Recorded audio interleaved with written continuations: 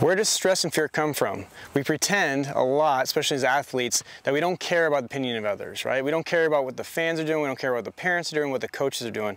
But we really look deep down inside, we realize we do care about the opinions of others. It drives us. It drives us to decision making and making sure that we don't make mistakes in front of people. And especially as athletes, we see it all the time. I want to tell you a story about myself.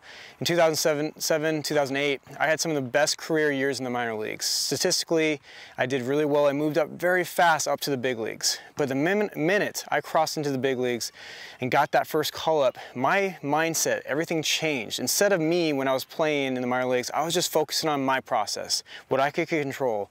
But then a shift in my mindset changed. I was looking around and seeing all these amazing players and saying, man, I gotta prove that I can play with these guys.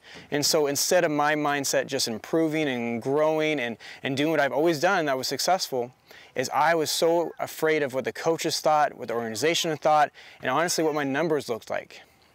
So how could I conquer this? How would I talk to myself now, right? How would I talk to myself in the past now?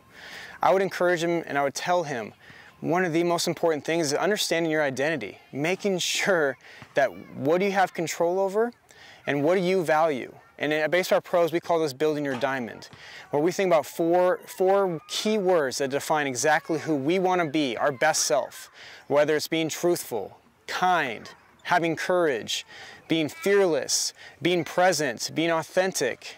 It doesn't matter what those key words are. The most important thing we can do is making sure that we look at those words and understand that these are things we have control over. I don't have control over whether a coach likes me. I don't have control over whether a boss or a colleague really does like me. It doesn't mean I don't care about them, but in the end, I can only control what I do. And what I have control over is my process, what I think about, how I believe in myself. And that confidence comes from the inside. It does not come from the results of or the praise from other people. And we see it all the time in social media. We see this as a young age. We felt that when I was in middle school, probably when you were in middle school as a parent, is this desire to fit in. And I was so worried about what everyone else thought. So I encourage you, and you look into our blog of answering the question yourself. What is that diamond principle that you really want to fill in? Those key words that define who you are. I've done it, and it has changed who I've become because now I look every single day and say, did I have kindness? Was I truthful? And did I have courage?